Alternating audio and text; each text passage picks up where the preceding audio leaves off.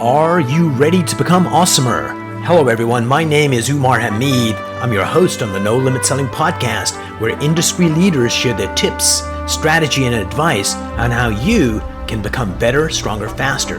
Just before we get started, I've got a question for you. Do you have a negative voice inside your head? We all do, right? I'm going to help you remove that voice in under 30 days guaranteed. Not only remove it, but transform it. So instead of the voice that sabotages you, there's one that propels you to much higher levels of performance and success. There's a link in the show notes. Click on it to find out more. All right, let's get started.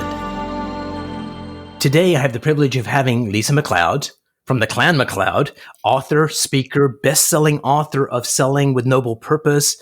Lisa, welcome to the program. Thanks. It's a pleasure to be here. And I do need to clarify, Clan McLeod is a Scottish clan that my husband is a member of, so I married in. Aha. Yes, that's true. So we met at the Sales 3.0 conference, and you were one of the keynote speakers there. And just that sense of we all have a purpose in life. And if you know what your purpose is, it allows you to use that in your sales career, and it makes you unstoppable because you're doing something that is worthy of you, something you were meant to do.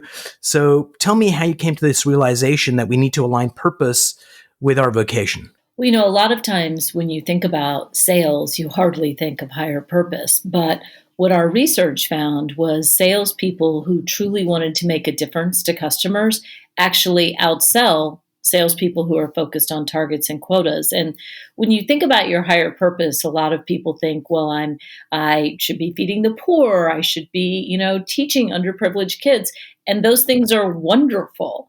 Having said that, when people are in commerce, what we know is the more you can align yourself around improving the condition of the other person and being really sincere and authentic in that, that's what human beings are hardwired for. We're hardwired to want to make a difference to others.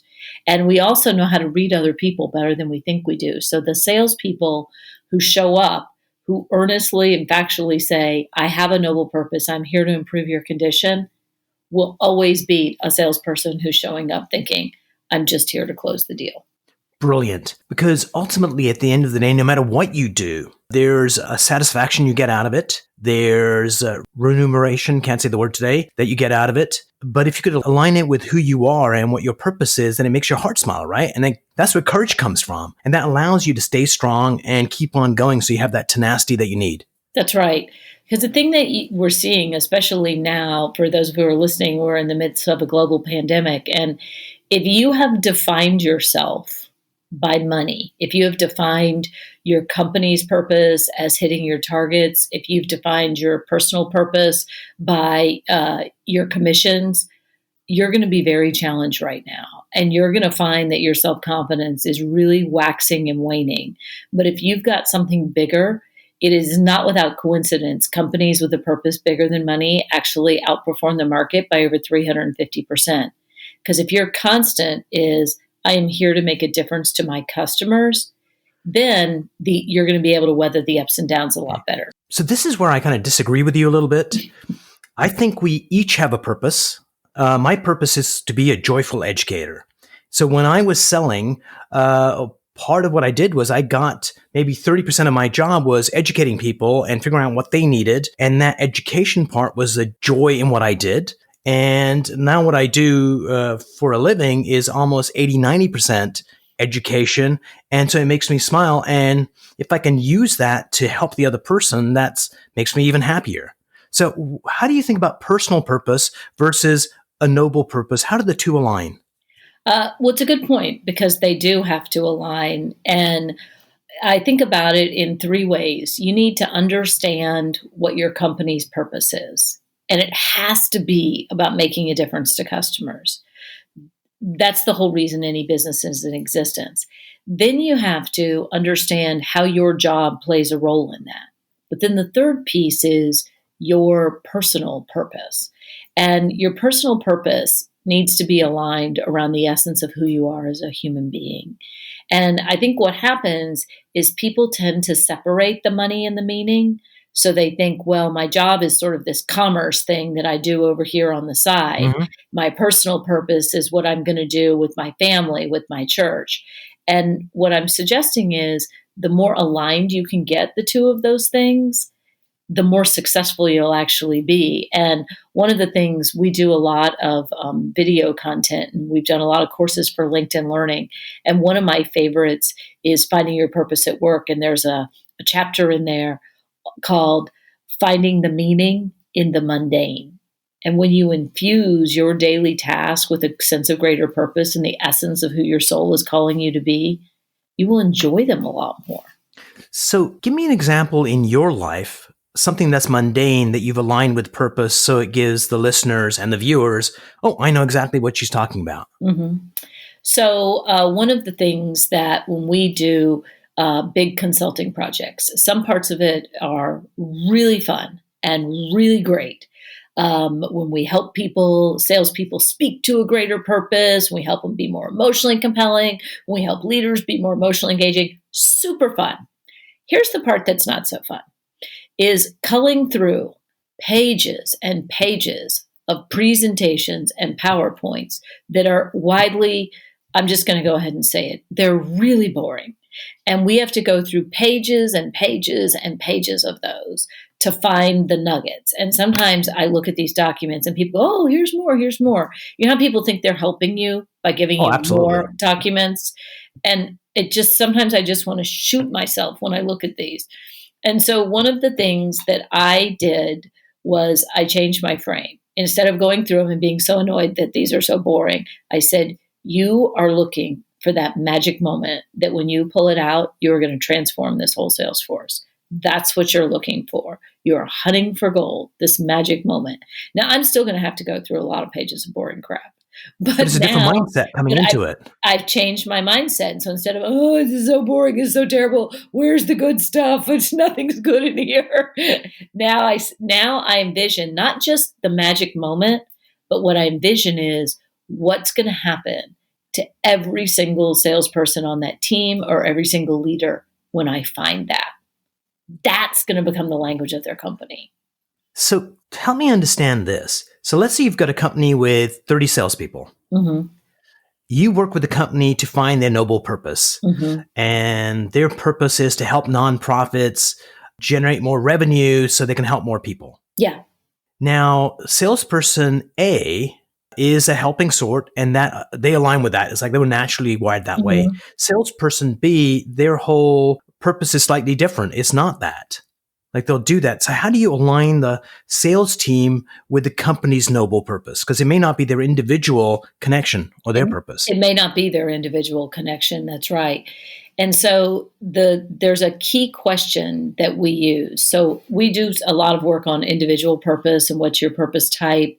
Some people help by supporting, some people help by leading. So you got to get clear on what's your secret sauce, what gives you the mojo. And then what we say is there's a really key question, and it's so simple, but it's so powerful, is when you ask a salesperson, how will the customer be different as a result of doing business with us? Which is a very different question as most people ask. Yes. Most people say, what are we going to sell them? How much is it going to be? But when you say, how will the customer be different? And the salesperson starts talking about that. Well, they'll be able to do this better and this better and this better. And then you ask, and what's the best way you personally can help them with that? You totally reorient the call, because what happens is when you are clear that my job is to help this person improve, you go into it with a different mindset. And then when you add to that clarity about what your secret sauce is, it's a game changer. Brilliant. You saw me take a note. I'm going to go back to the interview at the 9-minute mark to listen to that again, because I think it's really important, because ultimately at the end of the day, our superpower is the questions that we ask. Yeah. Because you can tell people all day long and nobody cares about what you have to say. But if you ask them a question and get the epiphany, that helps us as consultants, but more importantly, helps them go, oh my God, that's what it is. So brilliant, brilliant question. Well, you asked about doing mundane things, and I'm thinking about something that happened to me about 15 years ago. And I did not realize that it was a precursor to writing Selling with Noble Purpose. At the time, I was working for a big sales training company, and I was running their programs as a contract trainer. My kids were young, and so I was a contract sales trainer 7, 8, 9 days a month. And that meant I ran the same program lots of times. And it was a good program. I liked it. It's one of the most popular ones out there. But when you're doing the same thing over and over again, you can get really bored of it. And so I had flown in the night before, and I had little kids. I'd flown in the night before, the mess up with the flight, the hotel. I mean, I was operating on like 4 or 5 hours of sleep, and I was finding myself thinking, just get through this damn thing. Just do it. And I go into the bathroom before the thing's going to start. And I'm in the bathroom stall, and all I'm thinking about is how long is this day and how could I possibly get through this? I'm in the bathroom stall, and I hear these two women talking at the sink, and one of them goes, "Oh, I'm so excited to be here. I've been on the waiting list for 6 months." And another one goes, "Oh yeah, I had to, hit all my targets before my boss would approve me to come to this." And I'm sitting in the bathroom, and I'm just thinking to myself, "Oh my God, Lisa, you're blowing it. This is one of 100 to you. And you're just trying to get through it. These people are waiting 6 months for this. Get your shit together, girlfriend." And so it was a transformative moment to me because I realized it may be one of 100 to me, but it's the only one for them. And they deserve it. All right. So let me pause you there for a moment, if I may. As best as you can, could you go back in your mind to that moment being in the stall and really see whatever you saw is probably the stall door, nothing like, unless there was cute graffiti there, and then hear what they were saying. And when you do those two things, you get to re-experience what you were feeling when you had that insight. What were you feeling, and where in your body did you feel it? That is a great question. So where I felt it in my chest because it was a deep knowing. Kind of the heart. In the heart. Centered, yeah. Because prior to that, my whole body was exhausted. Exhausted. And that's real. If you're exhausted, nothing's going to make sense to you. My whole body was exhausted, and I was about to stand up in front of a room for 8 hours and run a seminar. So that's real. If I could go back to, 35-year-old young mother Lisa, I would say, "Oh, sweetie, it's okay to feel bad." But when those women were speaking, I could feel this deep resonance of truth in my chest because I could feel that what they were saying was of profound importance. And I've thought about that so many times with so many salespeople, so many leaders. You may be an event planner and do 100 weddings a year. This person's doing one. You may be, the salesperson who's closing this big technology deal, and you're trying to close 10 this month. This is the only time the customer is going to make this decision. And so the understanding that what you're doing may be one of many to you, but it's the only one for them. It's a game changer. True. And you could tell that to 100 salespeople, and maybe 2 of them will go, "Oh my God, that's amazing." The rest of them wouldn't. But what you described there is we have anywhere from 50,000 to 100,000 beliefs that define who we are. Most of those we get by the time we're 7. And then those special 5% that we get new ones are at moments like that, where something profoundly not only changes here, but changes there. And one of those moments for me was there's this amazing woman called Victoria Labalme. And she's really, isn't she amazing? She is. And I asked her a question. It's like, some of these speakers out there, they're doing the same presentation like 100 times. I'd want to get a gun and just shoot myself. And she goes, think about people that do Broadway plays that last for 10 years. They're doing thousands of those things. And what they do is they have to relive every moment on stage. And if they relive it properly, it connects with the audience. So if you're going through rote, the audience is going to know. But if you're experiencing that joy or that anger or that sadness as an actor, it's new to you. And that was a life-changing event. It was like, okay, what I need to do is not go on stage and deliver the same program, although it's going to be very similar. But if I actually step into the feelings of each one of those moments, that is super interesting for me because it's like a new experience and it connects with the audience better, that we're in charge of how we feel and how we connect. And it's those moments in time that can change our lives for the good and also, unfortunately, for the bad. And one of the things I wanted to talk to you about today, which I think is timely, is my hypothesis is that after this shutdown, in case people look at this in the future from 3219, it's COVID-19 is what we're talking about, is that when they get back, they're going to be hankering to get back, But I wonder this is going to do to their psyche. That when they get back, how is this going to make them show up? My hypothesis is it's going to injure the soul of everybody. And as leaders, we need to get people to cross that threshold and get back to being part of a team. It is going to affect the soul of everyone. And I'm gonna have a different take. I think for the majority of people, it is going to expand their soul.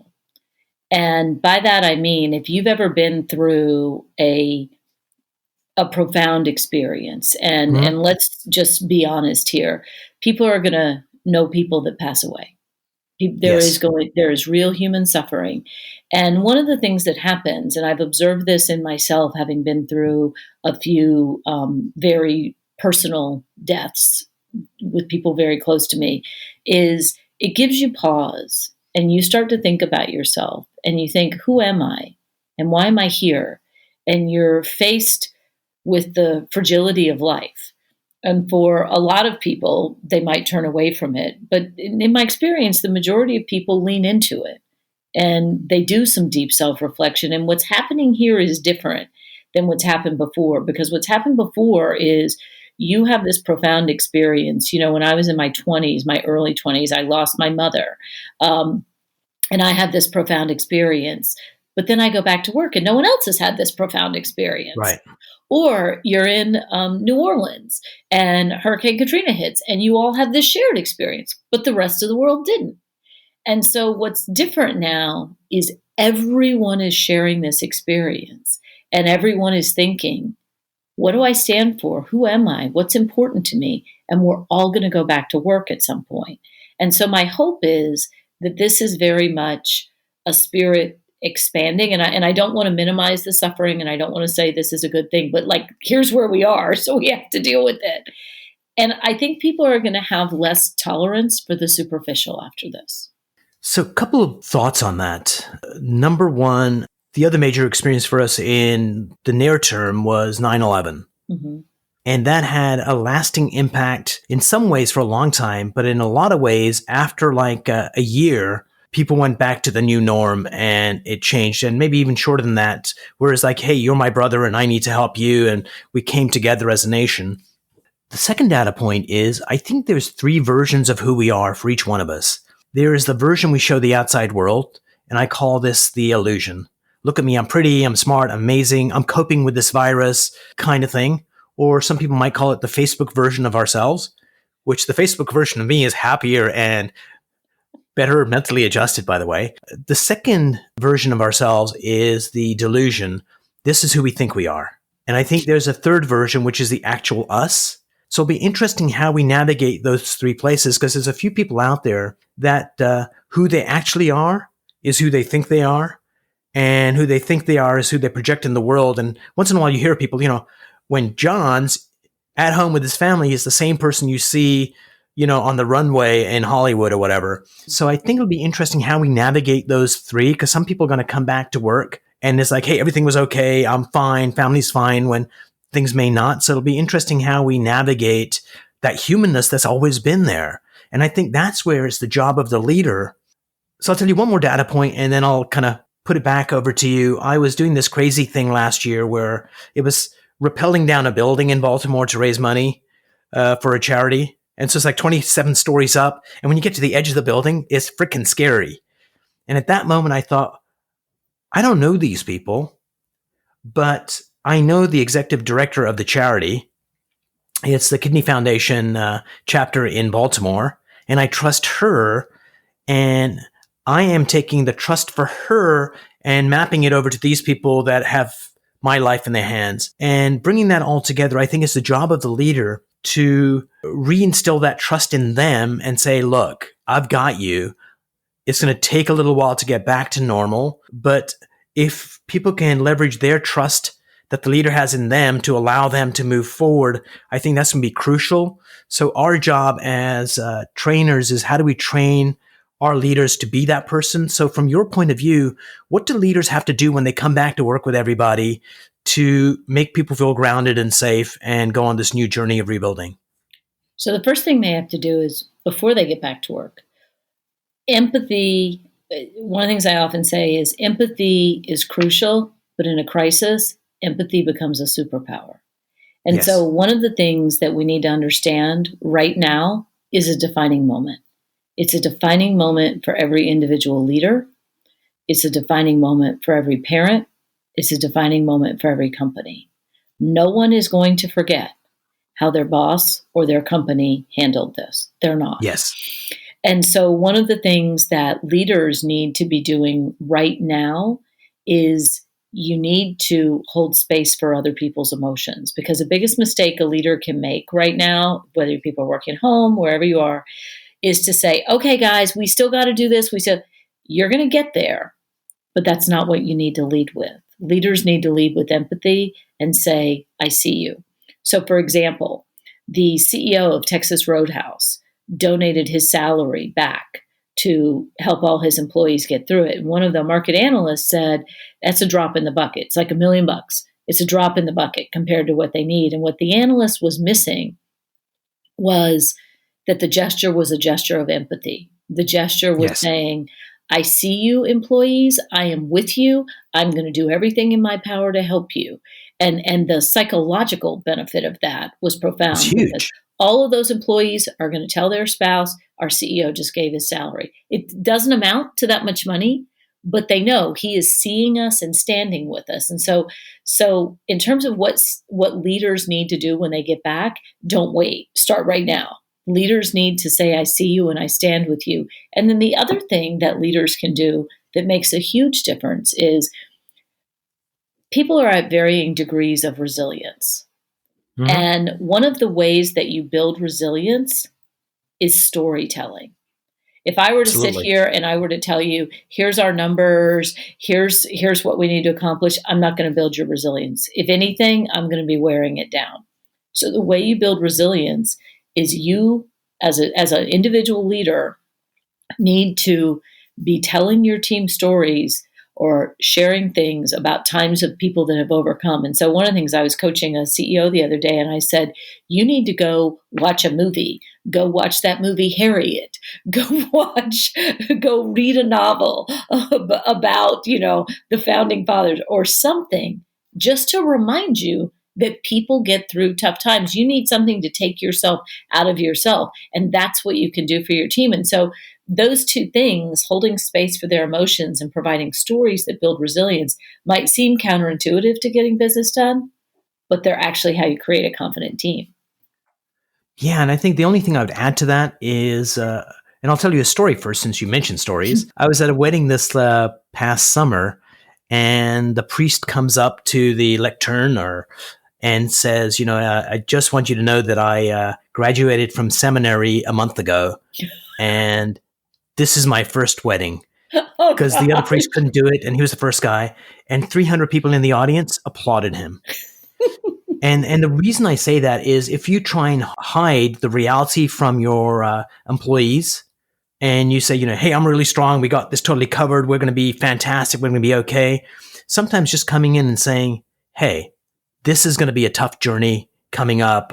For me personally, this was the challenge I had at home. But the one thing I do know is together we can make this happen. And some of you are going to be able to get back on track right away, and we really appreciate that. Some people are going to struggle a little bit. If you struggle, put up your hand, and your entire team is going to help you do that. And they kind of lay out, it's okay to be in any one of these groups. And together this is the vision, this is what we're going to do. That kind of stuff just grounds what you just said in bedrock. And I think, and I'm taking notes here, by the way, so I'm going to use this. My employees are 2 cats, right, Tiggy? Tiggy's inspired already. That's great. Well, I do think this is a level for leaders to step into true authenticity. And there was a story that stuck with me many, many years ago that I read in Good to Great. And it was the story of Admiral James Stockdale surviving and being the leader in a POW camp for 7 years. Yes. And one of the principles that Jim Collins, the author of Good to Great, took away from listening to Stockdale's story was that you have to have the ability to maintain the unwavering faith that you will prevail and look at the brutal facts of your situation. And a lot of people are talking about being optimistic, but I'm an optimist myself, but uninformed optimism actually causes you to lose credibility with your team. And so if you say Absolutely. things like, hey, I think this is going to be over in 2 weeks. Well, a couple of things happen. One, your team knows it's not. Or if they believe you, then 2 weeks from now, you have to reset again. And Right. so you have to keep constantly resetting yourself. But if you say, I know we're going to get through this, there's some version of okay on the other side. I don't know exactly what that's going to look like. And you've got to point your team towards we're here to be here for each other, for our families, and our customers. Because once you take that focus outside of yourself, you actually make people stronger.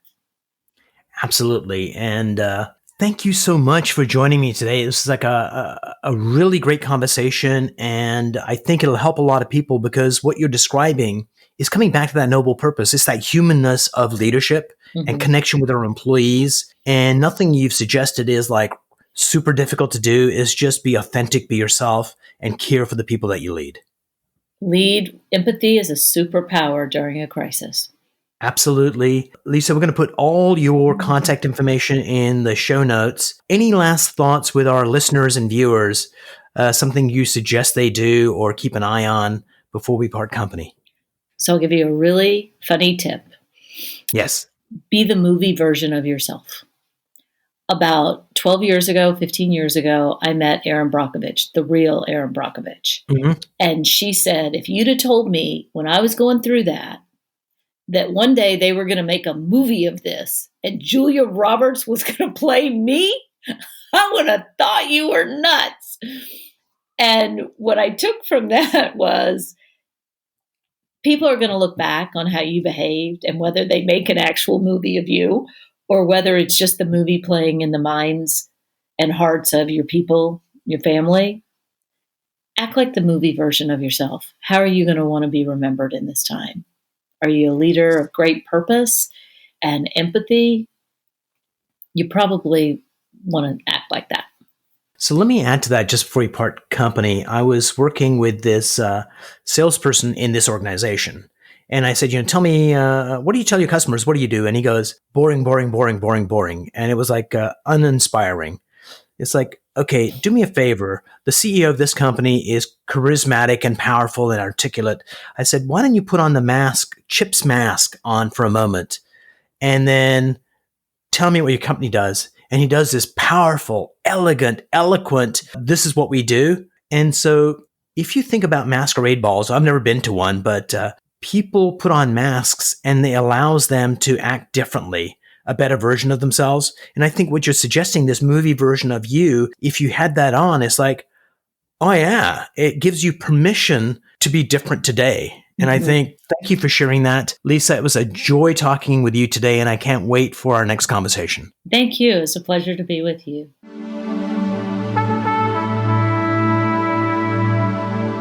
If you enjoyed this episode, please go to iTunes and leave a 5-star rating. And if you're looking for more tools, go to my website at nolimitselling.com. I've got a free mind training course there that's going to teach you some insights from the world of neuro-linguistic programming, and that is the fastest way to get better results.